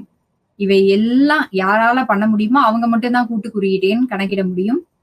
மத்தவங்க இதெல்லாம் பண்ண முடியாதவங்க, அதிக செலவினங்கள் எல்லாம் செய்ய முடியாதுன்னு நினைக்கிறவங்களால கூட்டு குறியீட்டு எண் பண்ண முடியாது. அடுத்தது இந்த தரமான ஆராய்ச்சி அப்படிங்கிறது அடுத்தது நம்ம கூட்டு குறியீட்டு எண்ணுக்கு அடுத்ததாக நம்ம பார்க்க போறது குவாலிட்டேட்டிவ் டேட்டா. அதாவது தரமான ஆராய்ச்சி அப்படின்னு நம்ம சொல்றோம். அதாவது முன்னாடியே நம்ம தரவுகள் அப்படிங்கிறதுல 2 வகையான தரவுகள் நம்ம பார்த்தோம். ஒண்ணு வந்து எண் சார்ந்த தரவுகள், இன்னொன்னு தரம் சார்ந்த தரவுகள். அதாவது ஒரு கடையில போய் நம்ம பொருள் வாங்குறோம். எவ்வளவு வேணும்னு நம்ம கேட்டோம்னா 1 கிலோ வேணும், 2 கிலோ வேணும் அப்படின்னு நம்ம கேட்கிறோம்னா அது எண் சார்ந்த தரவுகள். நல்ல பொருள் வேணும், கெட்டுப்போகாத காய்கறிகள் வேணும், கெட்டுப்போகாத பழங்கள் வேணும் அப்படின்னு நம்ம பார்த்து வாங்குறோம்னா, எடை சரியா இருக்கான்னு நம்ம பார்த்து, விலை சரியா இருக்கான்னு நம்ம பார்த்து வாங்கினோம்னா அது எண்கள் சார்ந்த தரவுகள், அதாவது குவான்டிடேட்டிவ் டேட்டா. இந்த குவாலிட்டேட்டிவ் டேட்டா அப்படிங்கிறது என்னன்னா தரம் சார்ந்த தரவுகள். வாங்குற அளவு சரியா இருக்கா, விலை சரியா இருக்கான்றத நம்ம எல்லாருமே செக் பண்றோம். வாங்குற பொருட்களின் அந்த தரம் எப்படி இருக்கு அப்படின்னு நம்ம அங்க ஆராய்ச்சி செஞ்சோம்னா அதுதான் தரமான ஒரு ஆராய்ச்சியாக நம்ம பார்க்கப்படுறோம். அதாவது இங்க குவாலிட்டேட்டிவ் டேட்டா அப்படின்னு நம்ம சொல்றோம். இந்த குவாலிட்டேட்டிவ் டேட்டா அப்படிங்கிறது பல இடங்கள்ல இன்று மிக அதிகமாக பேசப்படுகிறது. அதாவது எண்கள் இல்லாம தரத்தின் அடிப்படையில் ஆராய்ச்சிகள் மேற்கொள்ளப்படுவது இப்ப ரொம்ப அதிகமாக இருக்கு. அப்ப இந்த தரங்கள் அப்படின்னு நம்ம சொல்லும் போது என்ன ஆகுதுன்னா எண்கள் சார்ந்த தரங்கள்ல வந்து ஈஸியா நம்ம கால்குலேட்டர் வச்சு எல்லாமே கணக்கீடு செஞ்சுட்டு போயிட முடியும். தரம் சார்ந்த தரவுகள்ல நம்மளுடைய பங்களிப்பு மிக அதிகமாக தேவைப்படுகிறது. தரம் சரியாக இருக்கா அப்படிங்கிறத ஆராய்ச்சியாளர் மட்டுமே அதை முன்கணிக்க முடியும். ஒரு தரவுகள்ல தரம் இல்ல அப்படின்னு சொன்னா அந்த ஆராய்ச்சி முடிவுகள் மிக மோசமானதாக இருக்கும், பயனற்றதாக போய்விடும். அப்ப தரம் அப்படிங்கிறது ரொம்ப முக்கியம். இந்த தரமான ஆராய்ச்சி, அதாவது குவாலிட்டேட்டிவ் டேட்டா அப்படிங்கிறது எப்படி நம்ம பண்ண முடியும் அப்படின்னு சொன்னா இப்ப வானிலை ஆராய்ச்சி மையம்ல சொல்றாங்க, இன்னைக்கு மழை பெய்யும் அப்படின்னு சொன்னா, எத்தனை அளவு காலநிலை அந்த ஏற்ப எவ்வளவு அளவு மழை பெய்யும் அப்படிங்கிறத அவங்க ஆராய்ச்சி செய்து சொல்றாங்க. வெயில் அடிக்குது அப்படின்னா எத்தனை செல்சியஸ் இப்ப எவ்வளவு டிகிரி இப்ப வெயில் இருக்கு அப்படிங்கிறத டிகிரில சொல்றாங்க. இது வானிலை ஆராய்ச்சியாளர்களுடைய வேலை. அது இல்லாம ஒரு தனி நபரா இருக்காங்க. அவங்க கிட்ட இப்ப இன்னைக்கு வெயில் அடிக்குது. இன்னைக்கு மழை வருமா வராதா அப்படின்னு கேட்டா, வரும்னு சொல்லுவாங்க. சில பேரு இல்ல வர்ற மாதிரி இருக்கு அப்படின்னு சொல்லுவாங்க. சில பேரு கட்டாயமாக வரும் 100% மழை கண்டிப்பாக வரும் அப்படின்னு சொல்றாங்கன்னா, இது எல்லாமே தரம் சார்ந்த தரவுகள் தான். ஏன்னா மழை வருமா வராதாங்கிறது தெரியாது. அத எண்கள்ல நம்ம மாற்றி அமைக்க முடியாது. அப்ப இந்த இடத்துல டம்மி வேரியபிள் அப்படிங்கறத நம்ம எடுத்துக்கிறோம். மழை வராதுன்னு யாராவது சொன்னாங்கன்னா அது 0ன்னு எடுத்துக்கிறோம். வரும்னு சொன்னாங்கன்னா நம்பர் 1ன்னு எடுத்துக்கிறோம். அப்ப எந்த விதமான ஒரு இந்த குவாலிட்டேட்டிவ் டேட்டாவாக இருந்தாலும் அதற்கும் ஒரு எண்களை கொடுத்து அந்த எண்களை கணக்கீடு செய்து அந்த ஆராய்ச்சியின் முடிவில் நம்ம அந்த முடிவுகளை பெற முடியும். அப்ப அந்த எண்கள் அப்படிங்கிறது எப்படி இருக்கணும்னா, கல்வி அறிவு சம்பந்தமாக மார்க்கின் அடிப்படையிலாக ஒரு பிள்ளைகளை நம்ம தேர்ந்தெடுக்கிறோம் அப்படின்னு சொன்னா, ரொம்ப நல்லா படிக்கிற பையனுக்கு நம்பர் 1, அவனை விட சிறு குறைவாக படிக்கும் பையனுக்கு நம்பர் 2, மிகவும் மோசமாக படிக்கும் பையனுக்கு நம்பர் 3, இல்ல 3, 2, 1 அப்படிங்கிற ஒரு அளவுலையும் நம்பர் நம்ம கொடுத்துட்டு அதன் அடிப்படையில் நம்ம தரவுகளை ஆராய்ச்சி செய்ய முடியும். இப்ப இந்த தரவுகளின் நோக்கம் அப்படிங்கிறது நம்ம பார்த்தோம்னா, ஃபர்ஸ்ட் எந்த தரவுகள் நம்ம எடுக்கிறோம், அந்த ஆராய்ச்சிக்கான பிரச்சனைகள் என்ன அப்படிங்கறத நம்ம ஃபர்ஸ்ட் பார்க்கணும். அதாவது எந்த ஆராய்ச்சி மேற்கொண்டாலும் சரி, ரிசர்ச் ப்ராப்ளம் அப்படிங்கிறது ரொம்ப முக்கியமான ஒண்ணு. அந்த ரிசர்ச் ப்ராப்ளம் என்னங்கிறதே நம்ம தெரியாம அந்த ஆராய்ச்சியை மேற்கொள்ளவே முடியாது. அப்ப இந்த கோல் ஆஃப் ரிசர்ச் ப்ராப்ளம் அப்படிங்கிறது அந்த ஆராய்ச்சிக்கான காரணங்கள் என்ன, அந்த ஆராய்ச்சிக்கான பிரச்சனைகள் என்ன அப்படிங்கிறது சிறப்பான ஒரு ஆய்வுல ஃபர்ஸ்ட் கண்டெடுக்கணும். அடுத்தது சாம்பிள்ஸ் நம்ம செலக்ட் பண்றது. அதாவது சாம்பிள் அப்படிங்கிறது அந்த ஆராய்ச்சிக்கான மக்கள் யாரை நம்ம எடுக்கிறோம் அப்படிங்கிறத சிறப்பாக சரியான முறையில் தேர்ந்தெடுக்க வேண்டும். உதாரணத்திற்கு ஒரு கோர்ஸ் நம்ம படிக்கிறோம், அந்த கோர்ஸ் உடைய சிலபஸ் எப்படி இருக்கு அப்படின்னு நம்ம பாக்குறதுக்கு ஒரு ஃபீட்பேக் நம்ம வாங்குவோம். பொருட்கள் நம்ம வாங்கி உபயோகப்படுத்திய பின்பு ஃபீட்பேக்குங்கிறது நம்ம கேட்பாங்க. அந்த தரம் சார்ந்த ஆய்வு எப்படி இருக்குன்றத நம்ம வாங்கி யூஸ் பண்ணவங்க அதை நம்ம சொல்லுவோம். அது மாதிரி ஒரு சிலபஸ் நம்ம இந்த சிலபஸ் நல்லா இருக்கா இல்லையா அப்படிங்கறத தெரிஞ்சுக்கிறதுக்காக ஒரு ஆராய்ச்சி மேற்கொள்றோம்.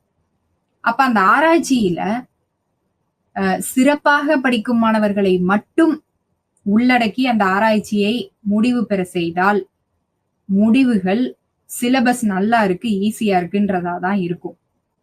இல்ல மிக மோசமான ஒரு படிக்கும் குழந்தைகளை உள்ளடக்கி அவங்க கிட்ட இருந்து சிலபஸ் எப்படி இருக்குன்னு கேட்டா, சிலபஸ் ரொம்ப கஷ்டமா இருந்தது, இதை மாத்தணும் அப்படிங்கிறது தான் அவங்களோட பதிலா இருக்கும். அதை சார்ந்து வரும் முடிவுகள் கண்டிப்பா தப்பானதாக தான் இருக்கும்.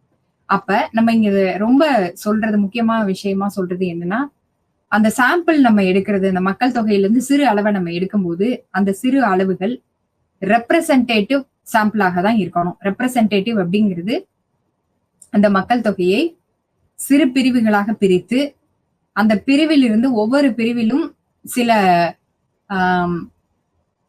எண்களை நம்ம எடுத்துக்கணும். அப்ப அப்படி எடுத்துக்கும் போது அந்த எண்களின் அடிப்படையில் அந்த கணக்கீடுகள் அப்படிங்கிறது உள்ளடக்கியதாக இருக்கும்.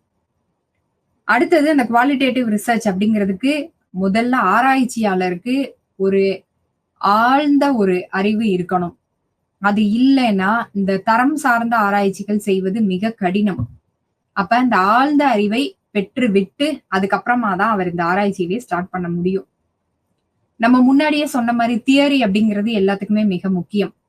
அப்ப நம்ம இந்த குவாலிட்டி கேரக்டர் சார்ந்த ஆராய்ச்சிகள் நம்ம செய்யும் போது அந்த ஆராய்ச்சி சார்ந்த தியரி இருக்கா அப்படிங்கிறத நம்ம செக் பண்ணணும். ஏதாவது தியரி இருக்கு அப்படின்னு தியரி முடிவுல நம்மளுக்கு அந்த ஆராய்ச்சி முடிவுல தெரியுது அப்படின்னா அது பயன் இல்லை.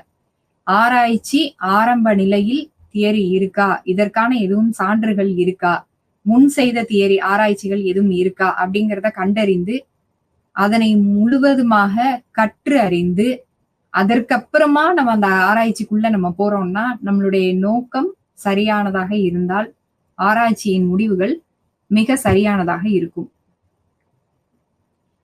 இந்த தரமான தரவுகள் அப்படிங்கிறதுல நன்மைகள் அப்படின்னு நம்ம பார்த்தோம்னா, புரிந்து கொள்வது மிக எளிமை. ஏன்னா அந்த தரம் சார்ந்த தரவுகள்ல வந்து எண்கள் சார்ந்த தரவுகள்ல வந்து நம்ம சொல்றது ரூ.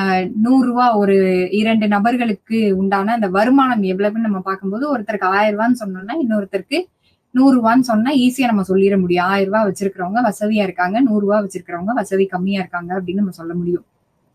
ஆனா இந்த தரம் சார்ந்த தரவுகள்னு வரும்போது, எந்த விதமான கணக்கீடுகளும் செய்யாமல் ஒரு இதை பார்த்த உடனேயே இவங்க வந்து அறிவு சார்ந்த மக்களாகி இருக்காங்க அப்படின்னு நம்மளா சொல்ல முடியும். ஆனா அப்படி சொல்றது ஒரு நன்மையாக பார்க்கப்பட்டாலும் தீமையாகவும் இருக்கு. அடுத்தது ஒரு ஆழ்ந்த ஒரு அனுபவமும் அனுபவ அறிவும் ஆராய்ச்சி அறிவும் இந்த தரமான தரவுகளின் மூலமாக நம்மளுக்கு கிடைக்கப்பெறுது. அடுத்தது பிரிடிக்டிவ் குவாலிட்டிஸ் அப்படின்னு சொல்லக்கூடிய எதிர்காலத்தை கண்டறியும் அந்த திறன் தரமான தரவுகள்ல அதிகமாக இருக்கு. மழை வருமா வராதா அப்படிங்கிறத ஒரு பெரிய ஃபார்முலா எடுத்து பழைய காலநிலைகள் எப்படி இருந்தது, மழை அளவுகள் எப்படி இருந்ததுன்னு எல்லாத்தையும் எடுத்து அதுக்கு ஒரு மீனோ மீடியனோ மோடோ யூஸ் பண்ணி இனிமே இப்படிதான் இருக்கும் அப்படின்னு நம்ம சொல்றதை விட ரொம்ப சிம்பிளா எளிமையான முறையில் நம்ம எல்லாருமே சொல்றது, மழை பெய்யுமான்னு கேட்டா கிளைமேட்டை பார்ப்போம், இன்னைக்கு சில்லுன்னு இருக்கு மழை வரும், மேகமா இருக்கு மழை வரும், இதை நம்ம ஈஸியா சொல்லிட்டு போயிடுறோம். அப்ப இதை வந்து தரம் சார்ந்த தரவுகள்ல மட்டும்தான் இது ரொம்ப ஈஸியா இப்படி சொல்ல முடியுது. அடுத்தது தீமைகள் அப்படின்னு நம்ம பார்த்தோம்னா, இந்த தரம் சார்ந்த தரவுகளின் ஆராய்ச்சிகள் மிக அதிகமான கால அளவுகள் தேவைப்படும். ஏன்னா ஒரு ஆராய்ச்சி செய்யறது அப்படிங்கிறது சாதாரணமாக செஞ்சு முடிப்பதுக்கு 1 வருஷம் தேவைப்படுது அப்படின்னா, அந்த தரம் சார்ந்த தரவுகளுக்கு மிக அதிகமான நாட்கள் தேவைப்படும். ஏன்னா அந்த தரங்கள் அனைத்தையும் எண்களாக மாற்ற வேண்டும். மாற்றிய எண்கள் அனைத்தும் சரியான யூனிட்ஸ் ஆஃப் மெஷர்மெண்ட்ல இருக்காங்கிறத செக் பண்ண முடியும், செக் பண்ணணும். அதுக்கப்புறம் செய்யப்படும் அந்த கணக்கீடுகள் அப்படிங்கிறது கரெக்டா இருக்கும். அடுத்தது இங்க நம்ம சொல்றது இந்த குவாலிட்டேட்டிவ் டேட்டா அப்படிங்கிறதுல நம்ம ரொம்ப முக்கியமா நம்ம சொல்றது, அதாவது இந்த தரம் சார்ந்த தரவுகள்ல தீமைகள்லாம் நம்ம பார்க்கிறது காலநிலைகள். அது நம்ம முன்னாடியே சொன்ன மாதிரி செலவினங்கள் மிக அதிகம், கால அளவுகள் மிக மிக அதிகம். 1 வருஷம் வந்து 2 வருஷமாவும் ஆகலாம். சில நிலைகள்ல என்ன ஆகும்னா, நம்ம வந்து ஒரு உதாரணம் பார்த்தோம். நல்லா படிக்கிற பையனுக்கு நம்பர் 1, அதற்கு அடுத்தபடியாக உள்ள பையனுக்கு நம்பர் 2, மிக மோசமாக படிக்கும் பையனுக்கு நம்பர் 3 அப்படின்னு ஒரு ஆராய்ச்சி மேற்கொள்றாங்க. அதே காரணங்களுக்காக அதே நோக்கத்திற்காக மற்றொரு ஆராய்ச்சி மேற்கொள்ளப்படுகிறது. ஆனா அந்த ஆராய்ச்சியில அவங்க எடுத்துக்கிட்டது அப்படியே கீழிருந்து மேலாக நல்லா படிக்கிற பையனுக்கு 3 அப்படிங்கிற எண்ணும், அதற்கு அடுத்தபடியாக உள்ள பையனுக்கு 2ம், மோசமான ஒரு கல்வி நிலைய உள்ள ஒரு பையனுக்கு நம்பர் 1ம் கொடுத்தோம்னா நம்மளோட ஆராய்ச்சி முடிவுகள் மாறி இருக்கும். அப்ப மாறி இருக்கிற அந்த முடிவுகளுக்கு ஏற்றவாறு நம்மளுடைய முடிவுகளையும் நம்ம மாற்றி எழுத வேண்டும். அது தெரிஞ்சிருக்கணும். அதுக்காக தான் ஒரு ஆழ்ந்த அறிவு இங்க டீப் அண்டர்ஸ்டாண்டிங் அப்படிங்கிறது இங்க இருக்கணுங்கிறது நம்ம சொல்றோம். அப்ப அந்த முடிவுகளை சரியா எழுதாம அவங்க 1, 2, 3 கொடுத்திருக்காங்க, நம்ம 3, 2, 1 கொடுத்திருக்கோம். ஆனா நம்மளோட டேட்டா அவங்களோட டேட்டா ஒரே இதுதான். ஆனா அந்த 1, 2, 3ன்னு கொடுத்ததுடைய அந்த முடிவை கணக்கீடு செஞ்சு நம்ம இங்க கொண்டு வர முடியாது. நம்மளுடைய கணக்கீடுகளுக்கு ஏற்றவாறு இது மாறும். அதை கண்டிப்பா நம்ம தெரிஞ்சிருக்கணும். அடுத்தது இந்த தரமான தரவு அப்படிங்கிறதுல ஆராய்ச்சி முறைகள் அப்படிங்கிறது இருக்கு. ஆராய்ச்சி முறைகள் அப்படிங்கிறது என்னென்ன ஆராய்ச்சி முறைகள்லாம் இதுல வச்சிருக்காங்க. ஃபர்ஸ்ட் வந்து நிகழ்வியல் அப்படின்னு நம்ம சொல்லுவோம். அதாவது தரமான தரவிற்கான ஆராய்ச்சி முறைகள். எப்படி இந்த தரமான தரவுகளை ஆராய்ச்சி செய்ய முடியும், எவ்வகையான முறைகளை யூஸ் பண்ணி நம்ம பண்ண முடியும் அப்படிங்கிறதுல ஃபர்ஸ்ட் நம்ம பாக்குறது பினாமினாலஜி, அதாவது நிகழ்வியல் அப்படின்னு சொல்றோம். அதாவது ஒரு விஷயம் நடந்திருக்கு அப்படின்னு சொன்னா அதனை சார்ந்த மக்களிடம் சென்று இந்த விஷயத்திற்கான முன் தகவல்கள் எதுவும் இருக்கா அப்படிங்கிறத ஆராய்ச்சி செய்து அந்த தகவல்களின் அடிப்படையில் அந்த ஆராய்ச்சியை மேற்கொள்வது. அடுத்தது இனவியல் அப்படின்னு நம்ம சொல்றோம். இனவியல் அப்படிங்கிறது என்னன்னா, இந்த மாதிரி தரம் சார்ந்த தரவுகள்ல சில மனிதர்களை எடுத்துக்கொண்டு அவர்கள் சார்ந்த அவர்களுடைய வாழ்க்கை முறை எப்படி இருந்தது அன்று, இன்றும் அவங்க இருக்காங்க, அவங்களோட இன்னைக்கு வாழ்க்கை முறை எப்படி இருக்கு அப்படின்னு அந்த இனம் சார்ந்த, அதாவது பழைய காலத்துல நம்ம எல்லாருமே சொல்றது செல்போன் இல்ல, டிவி இல்ல, இந்த அளவுக்கு டெக்னாலஜி தொழில்நுட்ப வளர்ச்சி நம்மளுக்கு இல்ல. இது எல்லாமே இருக்கும்போது அவங்களுடைய வாழ்க்கை தரம் எப்படி இருந்தது, இன்று அனைத்தும் இருக்கு, நம்மளுடைய வாழ்க்கை தரம் எப்படி இருக்கு அப்படின்னு ஒரே மனிதனுக்கான, ஒரே ஒரு சமுதாயத்திற்கான அவங்களுடைய அந்த பழங்காலத்து வாழ்க்கை முறை எப்படி இருக்கு, இன்னைக்கு எப்படி இருக்கு அப்படிங்கிறத பாக்குறதுதான் இந்த எத்னோகிராஃபி, அதாவது இனவியல் அப்படிங்கறது நம்ம சொல்றோம். அடுத்தது கிரவுண்டட் தியரி அப்படின்னு நம்ம சொல்லலாம். கிரவுண்டட் தியரி அப்படிங்கிறது அடிப்படை கோட்பாடு. எந்த மாதிரி விஷயமாக இருந்தாலும் அதற்கு அடிப்படை அந்த பிரின்சிபிள் அப்படிங்கிறது கண்டிப்பா ஒண்ணு இருக்கும். அப்ப அந்த கோட்பாடு என்னங்கிறத கண்டறிந்து அந்த கோட்பாட்டின் அடிப்படையில் நம்மளுடைய இன்னைக்கு இருக்கிற ஆராய்ச்சியை கொண்டு சென்றால் அதற்கு பேரு அடிப்படை கோட்பாடு அப்படின்னு நம்ம சொல்றோம். அடுத்தது பங்கேற்பு நடவடிக்கை ஆராய்ச்சி, அதாவது பார்ட்டிசிபேட்டரி ஆக்ஷன் ரிசர்ச் அப்படின்னு நம்ம சொல்லுவோம். ஒரு ஆராய்ச்சியில் பங்கேற்ற அனைத்து விதமான மக்களின் செயல்பாடுகளையும் உள்ளடக்கி அந்த ஆராய்ச்சி இருக்க வேண்டும். செயல்பாடுகள் அப்படின்னு நம்ம பார்க்கும்போது பணக்கார மக்கள் விலை ஏற்றத்திலும் அதிகமாக வாங்குவாங்க, விலை இறக்கத்திலும் அதிகமாக வாங்குவாங்க. ஆனா ஏழை மக்கள் விலை இறக்கத்துல அதிகமா வாங்குவாங்க, விலை ஏற்றம் வரும்போது அதிகமாக அவங்களால வாங்க முடியாது. அப்ப இந்த பங்கேற்பு நடவடிக்கை அப்படிங்கிறது, ஒருவேளை இந்த ஆராய்ச்சியில பணக்கார மக்களை மட்டுமே சேர்க்கிறோம் அப்படின்னு சொன்னா ஏழை மக்களுக்கு உண்டான வாய்ப்புகள் பறிக்கப்படுகிறது. அவங்களுடைய சொல் அங்க என்ன அப்படிங்கிறதே தெரியாமையே போயிருது. அப்ப அந்த ஏழை மக்களையும் உள்ளடக்கிய ஒரு ஆராய்ச்சியாக அது இருக்கணும். அடுத்தது தரமான தரவு மற்றும் நுட்பங்கள், அதனுடைய அந்த நுட்பங்களின் வகைகள் என்ன அப்படின்னு நம்ம பார்த்தோம்னா, தரமான தரவுகள் அப்படிங்கிறது எப்பவுமே ஃபர்ஸ்ட் வகை ஸ்ட்ரக்சர்டு டெக்ஸ்ட்னு சொல்லுவோம். அதாவது ஒரு அமைப்பு சார்ந்த ஒரு ஆராய்ச்சியாக இருக்கும். நம்ம முன்னாடியே சொல்லிட்டோம், கோட்பாடுகள்ன்றது நம்மளுக்கு ரொம்ப முக்கியம். எந்த வகையான ஆராய்ச்சிகள் நம்ம மேற்கொள்றோமோ அந்த ஆராய்ச்சிக்கான ஒரு அடிப்படை கோட்பாடை கண்டறிந்து அந்த புரிந்து அதற்கப்புறம் அந்த ஆராய்ச்சியை மேற்கொண்டால் அந்த ஆராய்ச்சி மிக சிறப்பான ஒரு முடிவுகளை தரும். இது ஸ்ட்ரக்சர்டு டெக்ஸ்ட்னு நம்ம சொல்லுவோம். அன்ஸ்ட்ரக்சர்டு அப்படின்னு சொல்றது என்னன்னா, இதற்கான ஒரு சிறப்பான ஒரு வடிவமைப்போ காலநிலைகளோ கிடையாது. எப்ப எந்த தரவுகள் கிடைக்கப்படுகிறதோ அந்த தரவுகளின் அடிப்படையில், அதுல மிஸ்ஸிங் டேட்டா இருந்தாலும் அந்த தரவுகளின் அடிப்படையில் அந்த ஆராய்ச்சியை மேற்கொள்வோமானால் அது அன்ஸ்ட்ரக்சர்ட் டெஸ்ட்னு நம்ம சொல்றோம். அடுத்தது இந்த குவாலிட்டேட்டிவ் சாம்பிளிங் டெக்னிக்ஸ் நம்ம சொல்றோம். அதாவது டெக்னிக்ஸ் அப்படிங்கிறது நம்மளுக்கான சேகரிப்பு, தரமான தரவு சேகரிப்பு முறைகள். முறைகள்னு நம்ம பார்க்கும்போது அந்த தரவுகளை நம்ம எங்க இருந்து சேர்க்க போறோம் அப்படிங்கிறத ஃபர்ஸ்ட் நம்ம கண்டுபிடிக்கணும். இந்த தரமான தரவுகள் சேர்க்கப்படும் முறைகள் அப்படிங்கிறது ஃபர்ஸ்ட் நம்ம சொல்றது செயின் சாம்பிளிங் அப்படின்னு நம்ம சொல்லுவோம். அதாவது அந்த ஆராய்ச்சிக்கான மக்கள் யாரு, அந்த சாம்பிள் யாரு, அவங்க கிட்ட இருந்து எப்படி அந்த ஆராய்ச்சிக்கான இன்ஃபர்மேஷன் தகவல்களை நம்ம எப்படி வாங்க முடியும் அப்படிங்கிறத ஃபர்ஸ்ட் நம்ம கண்டுபிடிக்கணும். அப்ப அந்த செயின் சாம்பிளிங் அப்படிங்கிறது என்னன்னா, இங்க இருக்கிற அந்த ரிசர்ச்சர்ஸ், அதாவது ஒரு ஆராய்ச்சியாளர் ஒரு ஆராய்ச்சியை மேற்கொள்கிறார் அப்படின்னு சொன்னா அரசாங்கம் சார்ந்த ஒரு ஆராய்ச்சியாக இருக்கு, கல்வி நிலையங்கள் சார்ந்த ஆராய்ச்சியாக இருக்கு அப்படின்னு சொன்னா அதற்கு சம்பந்தப்பட்ட அதிகாரிகளையும் அலுவலர்களையும் சேர்த்து அந்த தரவுகள் இருக்கணும், அந்த ஆராய்ச்சி இருக்கணும். இரண்டாம் நிலை நம்ம சொல்றது டைரக்ட் இன்டர்வியூன்னு சொல்லுவாங்க. அதாவது நேர்காணல்கள். பல இடங்கள்ல நேர்காணல்கள் மூலமாக மட்டுமே சரியான தகவல்களை நம்ம பெற முடியும். அந்த மெயில் இன்டர்வியூன்னு இருக்கு, போன் இன்டர்வியூன்னு இருக்கு, அவதானிப்புகள் அப்படின்னு சொல்லக்கூடிய அந்த செயின் சாம்பிளிங்னு இருக்கு.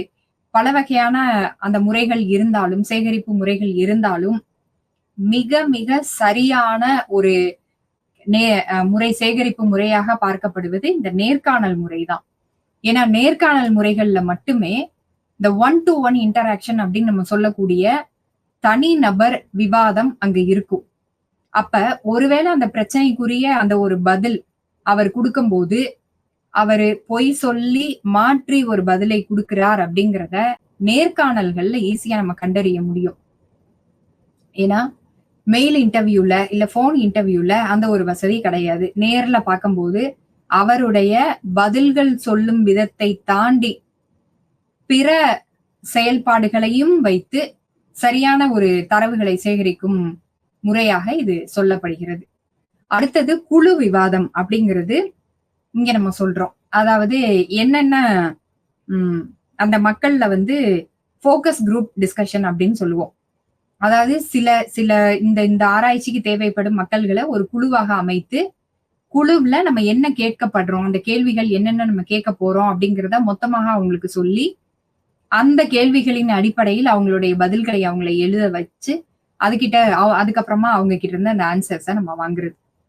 அடுத்தது ரிட்டன் டாக்குமெண்ட்ஸ் அப்படின்னு நம்ம சொல்லுவோம். ரிட்டன் டாக்குமெண்ட்ஸ் அப்படிங்கிறது என்னன்னா, இந்த ஆராய்ச்சி சார்ந்த இதற்கு முன்பாக உள்ள செய்தித்தாள்களோ டைரியோ இல்ல ஜேர்னல் மேகசின் புத்தகங்கள் வடிவிலாக பல வகையான எழுதப்பட்ட ஆவணங்கள் இருக்கலாம். ஏன்னா சில நேரங்கள்ல நம்மளோட ஆராய்ச்சிக்கு தேவைப்படும் அந்த ஆட்கள் இருக்க மாட்டாங்க.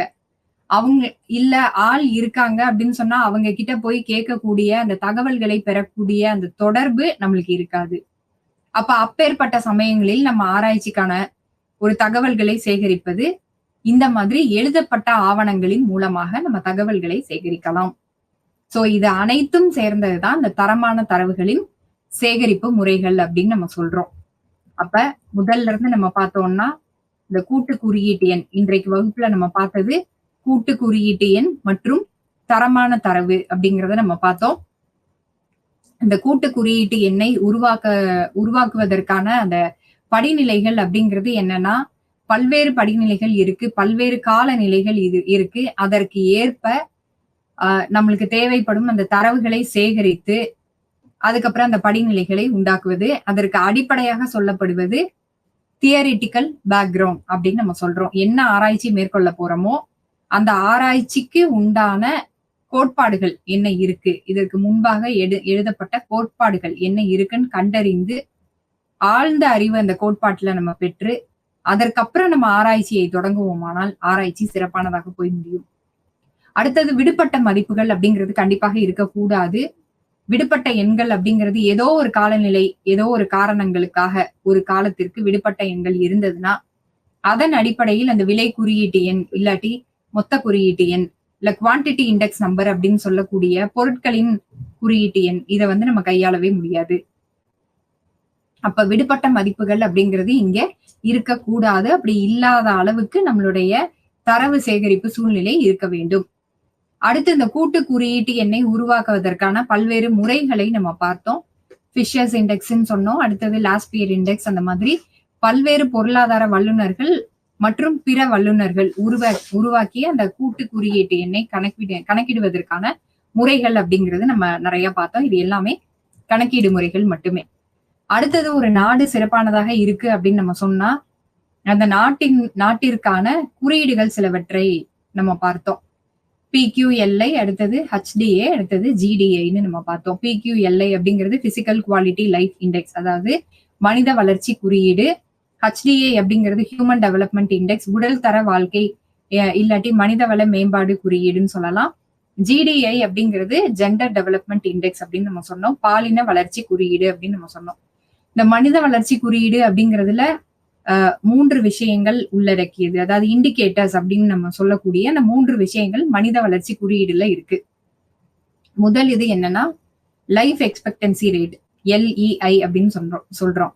ஒரு மனிதனின் சராசரி ஆயுட்காலம். அடுத்தது இன்ஃபான்ட் மார்டாலிட்டி ரேட், சிறு குழந்தைகள் இறப்பு விகிதம். மூன்றாவதா சொல்றது அடிப்படை கல்வி அறிவு, அதாவது பேசிக் லிட்ரஸி ரேட். இது 3ஐயும் சேர்த்து 3ஆல வகுத்தா வர்ற நம்பர் தான் மனித வளர்ச்சி குறியீடு அப்படிங்கிறது நம்ம சொன்னோம். அடுத்தது உடல் தர வாழ்க்கை குறியீடு அப்படிங்கிறது மனிதவள மேம்பாடு குறியீடு அப்படிங்கிறதும் நம்ம சொல்லலாம். அதாவது health, education, standard of living அப்படிங்கிறது நம்ம சொன்னோம். அதாவது ஆரோக்கியம், நம்மளுடைய வாழ்க்கை முறை, கல்வி அறிவு. ஆரோக்கியம் அப்படிங்கிறது மிக முக்கியமானதாக எந்த நாட்டிலையும் பார்க்கப்படுகிறது. அதிகமான இறப்பு விகிதம் இருக்கக்கூடாது, அதிகமான நோய்களின் தாக்கம் இருக்கக்கூடாது. இதெல்லாம் இருந்துச்சுன்னா கண்டிப்பா அந்த நாடு வந்து ஆரோக்கியத்தில் மிக முக்கியமாக முன்னேறி செல்கிறது அப்படின்னு எடுத்துக்கலாம். அடுத்தது எஜுகேஷன் அப்படிங்கிறது மேல நம்ம மனித வளர்ச்சி குறியீடுல நம்ம சொன்னது. அடிப்படையா அவங்களுடைய நாடு சார்ந்த அந்த மொழியில எழுதவும் படிக்கவும் தெரிஞ்சிருக்கணும். அது தெரிஞ்சிருந்தா மனிதவள குறியீடுல இருக்கிற கல்வி அறிவு சிறப்பானதாக இருக்கு அப்படின்னு நம்ம சொல்றோம். அதே இது இந்த ஹியூமன் டெவலப்மெண்ட் இண்டெக்ஸ் HDI அப்படின்றதுல நம்ம சொல்றது என்னன்னா, கல்வி அறிவு வேணும். எத்தனை ஆண்டுகள் பள்ளிக்கு சென்றார்கள், அதாவது சராசரி அவர்களுடைய பள்ளி காலம் எவ்வளவு அப்படிங்கிறத இங்க ஹியூமன் டெவலப்மெண்ட் இண்டெக்ஸ்ல நம்ம பாக்குறோம். 3வதாக வாழ்க்கை தரம், அதாவது ஸ்டாண்டர்ட் ஆஃப் லிவிங். அந்த ஸ்டாண்டர்ட் ஆஃப் லிவிங்ல சொல்றது அவங்களுடைய பங்களிப்பு, நம்ம நாட்டுடைய ஜிடிபில அவங்களுடைய இந்த மக்களுடைய பங்களிப்பு எப்படி இருக்குங்கிறதையும் பாக்குறோம். இந்த 3ஐயும் சேர்த்து மனிதவள மேம்பாட்டு குறியீடாக நம்ம இங்க சொல்றோம். அடுத்தது ஜெண்டர் டெவலப்மெண்ட் இண்டெக்ஸ், பாலின வளர்ச்சி குறியீடு. அதுலயும் நம்ம இதே இதுதான் பாக்குறோம். Health, education, standard of living, அதாவது ஆரோக்கியம், கல்வி அறிவு, வாழ்க்கை தரம், இது 3 தான் நம்ம பாக்குறோம். மற்ற குறியீடுகளுக்கும் இதற்கும் உண்டான வித்தியாசம் என்னன்னா, மற்ற குறியீடுகள்ல மொத்தமா நம்ம பார்த்தோம், ஒரு மனிதனின் ஆயுட்காலம்னு பார்த்தோம். இங்க வரும்போது சராசரி ஆண்களின் ஆயுட்காலம், பெண்களின் ஆயுட்காலம் அப்படின்னு பார்த்தோம். கல்வி அறிவு அப்படின்னு வரும்போது பெண்களின் கல்வி அறிவு, லிட்ரஸி ரேட் எப்படி இருக்கு, ஆண்களின் கல்வி அறிவு எப்படி இருக்கு அப்படிங்கிறத பார்த்தோம். அடுத்தது வாழ்க்கை தரம் அப்படின்னு நம்ம பார்க்கும்போது பெண்களின் வாழ்க்கை தரம் எப்படி இருக்கு, ஆண்களின் வாழ்க்கை தரம் எப்படி இருக்கு அப்படிங்கிறத இங்க நம்ம பார்க்க முடியும். இந்த கூட்டு குறியீட்டு எண்ணின் நன்மைகள் தீமைகள் அப்படின்னு நம்ம பார்த்தா, இந்த குறியீட்டு எண்ணின் அடிப்படையில் நம்ம பிற்காலத்துல என்ன பண்ண போறோம், அந்த அங்காடி எப்படி செயல்பட போகுது அப்படிங்கறத ஈஸியா நம்மளால சொல்ல முடியும். தீமைகள் அப்படின்னு நம்ம பார்த்தோம்னா, அதிகமான கால அளவுகள் தேவைப்படும், செலவினங்கள் அதிகமாக இருக்கும். இதெல்லாம் யாரால பண்ண முடியுதோ அவங்க மட்டும்தான் இந்த கூட்டு குறியீட்டு எண் கண்டுபிடிக்க முடியும் அப்படிங்கிறது நம்ம சொன்னோம். அடுத்தது நம்ம பார்த்தது தரமான ஆராய்ச்சி நோக்கம். அதாவது தரமான ஆராய்ச்சி அப்படிங்கிறது தரம் சார்ந்த ஆராய்ச்சி, எண்கள் சார்ந்த தரவுகள் இருக்கு, தரம் சார்ந்த தரவுகள் இருக்கு. இதுல நம்ம பாக்குறது குவாலிட்டேட்டிவ் டேட்டா, அதாவது தரம் சார்ந்த இந்த தரவுகளின் நோக்கம் என்ன அப்படிங்கிறத பார்த்தோம். இதுல நன்மைகள் என்ன இருக்கு, தீமைகள் என்ன இருக்குங்கிறது பார்த்தோம். இந்த ஆராய்ச்சியின் முறைகள் என்னங்கிறது நம்ம பார்த்தோம். அதாவது ஆராய்ச்சி முறைகள்னு நம்ம சொல்லும் போது நிகழ்வியல் எப்படி இருக்கு அப்படிங்கிறத எடுத்து எதிர்காலம் எப்படி இருக்க போகுதுன்றத சொல்றது. இனவியல் அப்படிங்கிறது ஒரு குறிப்பிட்ட சமூகம் இன்னைக்கு எப்படி இருக்காங்க, பல ஆண்டுகளுக்கு முன்னதாக எப்படி இருந்தாங்க அப்படின்னு நம்ம பாக்குறது. அடுத்தது அடிப்படை கோட்பாடு அப்படிங்கிறது என்ன வகையான ஆராய்ச்சிகளாக இருந்தாலும் சரி, அந்த ஆராய்ச்சிக்கான ஒரு அடிப்படை கோட்பாடு தத்துவம் என்ன அப்படிங்கிறத ஆராய்ச்சியாளர் தெரிந்து வைத்திருக்க வேண்டும். தெரிஞ்சதுக்கு அப்புறமா தான் ஒரு ஆழ்ந்த அறிவு கிடைச்சதுன்னா அதுல இருந்து அவருடைய ஆராய்ச்சியை கொண்டு செல்ல முடியும். அடுத்தது இந்த தரமான தரவு மற்றும் நுட்பங்கள் அப்படிங்கிறது பார்த்தோம், வகைகள் பார்த்தோம். சேகரிப்பு முறைகள் அப்படின்னு நம்ம பார்க்கும்போது இந்த செயின் சாம்பிளிங் அப்படிங்கிறது பார்த்தோம், நேர்காணல்கள் அப்படிங்கிறது பார்த்தோம். நேர்காணல்கள் அப்படின்னு வரும்போது அதாவது தனி நபர் ஆராய்ச்சிக்கு எந்த மக்களை நம்ம தேர்ந்தெடுத்து இருக்கோம்னா அந்த மக்கள் கிட்ட நேர்காணல் முறை மூலமாக அந்த தகவல்களை சேகரிப்பது. அடுத்தது குழு விவாதம் அப்படிங்கிறது அனைத்து மக்களையும் தனியாக சந்திக்காமல் ஒரு இடத்தில் அவங்கள குழுவாக அமைத்து அவங்கள்ட்ட கேள்வி கேட்டு அந்த பதில்களை நம்ம சேகரிக்க முடியும். அடுத்தது எழுதப்பட்ட ஆவணங்கள் அப்படிங்கிறது நம்ம பார்க்கும்போது இதுவரைக்கும் இந்த ஆராய்ச்சி சார்ந்த நபர்கள் யாரையும் நம்மளால பார்க்க முடியல, அவங்க கிட்ட இருந்து தகவல்கள் சேகரிக்க முடியல அப்படின்னு சொன்னா இதற்கு முன்னதாக இந்த ஆராய்ச்சி சம்பந்தப்பட்ட ஆவணங்கள் எதுவும் இருக்கா அப்படிங்கிறத செக் பண்ணி அதுக்கப்புறமா இந்த ஆராய்ச்சிகளை நம்ம மேற்கொள்றோம் அப்படின்னு சொன்னா அந்த ஆராய்ச்சி தரம் சார்ந்த தரவுகளின் ஆராய்ச்சியாக இருக்கும். அப்ப இந்த குறியீட்டு எண்கள் அப்படிங்கிறதும் தரம் சார்ந்த தரவுகளும் பல்வேறு முறைகளையும் பல்வேறு நன்மைகளையும் தீமைகளையும் உள்ளடக்கியது. அதுல தரம் சார்ந்த தரவுகள் மிக முக்கியமான ஒன்றாக பொருளாதாரத்துல நம்ம பார்க்கிறோம். குறியீட்டு எண்ணும் அதே மாதிரிதான். அதாவது இரண்டுமே பிற்காலத்தில் வரக்கூடிய ஒரு என்ன மாதிரியான ஒரு பொருளாதார விளைவுகள் இருக்க போகுது அப்படிங்கிறத சார்ந்து இந்த முறைகள் எல்லாமே நம்மளுக்கு அமைக்கப்பட்டிருக்கு. அப்ப இதற்கு அடிப்படை என்னன்னா அடிப்படையான கோட்பாடுகள் என்னங்கிறத ஃபர்ஸ்ட் நம்ம தெரிஞ்சு வச்சிருக்கணும். கோட்பாடுகள் தெரிந்த பின்பு ஆழ்ந்த அறிவு தேவை. இது இரண்டும் இருந்ததுன்னா கண்டிப்பாக இந்த குறியீட்டு எண்கள் தரவு சார்ந்த ஆராய்ச்சிகள் அனைத்தும் சிறப்பானதாக முடியும். அப்படி சிறப்பானதாக இருந்தால் அதனை சார்ந்த அந்த முடிவுகளும் சிறப்பானதாக இருக்கும். நன்றி.